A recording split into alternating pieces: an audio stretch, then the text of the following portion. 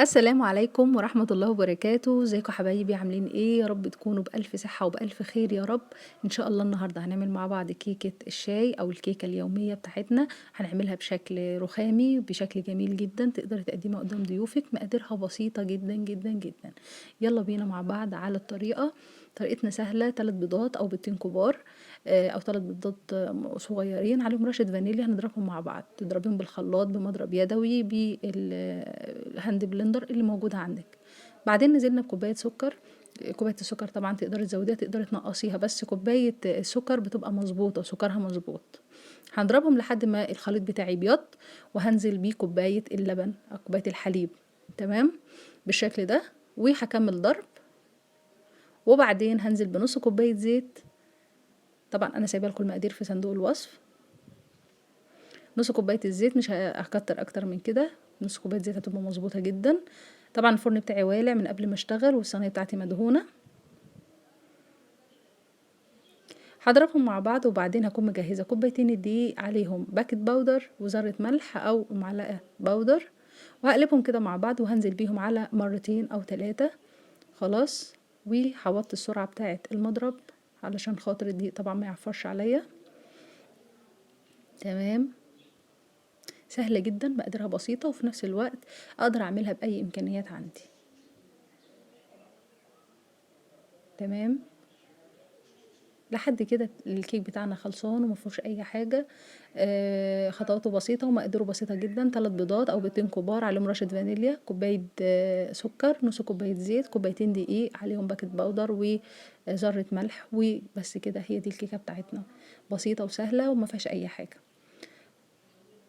بعد كده هبتدي ان انا اقسم الخليط ده بالنسبه للي عايزه بقى شكل حلو وتقدمها بقى لضيوفها ولولادها بشكل لطيف كده وبشكل شيك. هنبتدي بقى نقسمها.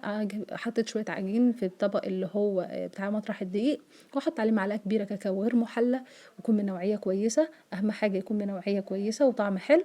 تمام. او تقدري تستبدليه بنسكويك لو انت ما تقدريش تجيبي اللي هو الكاكاو اللي هو غير محلى الخام ده.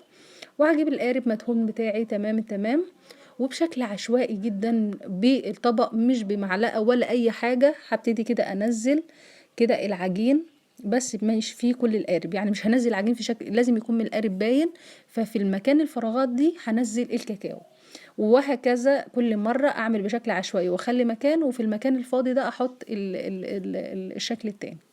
خلاص. يعني انا بحط العجين الاول وبسيب فراغات، وفي الفراغات بحط الجزء التاني، وهكذا بشكل عشوائي زي ما انتم شايفين كده. انا بكب بس بشكل ايه؟ مموج. خلاص. لحد ما اخلص كمية العجين كلها بمنتهى السهولة. خلاص. موضوع بسيط وسهل ومفهوش اي حاجة. طريقة سهلة ومقادير بسيطة جدا ومتوفرة عندنا في البيت، وكيك ما بيقعدش معاكي اي حاجة. يعني اكتر وقت بيقعد معاكي الكيك انت بتعمليه ما يجيش في 5 دقايق، وهو بس الوقت اللي بيقعده في الفرن. ولكن هو كيك اقتصادي، ومقاديره بسيطة، وطريقته سهلة، وناجح 100%. مقادير مظبوطة 100%.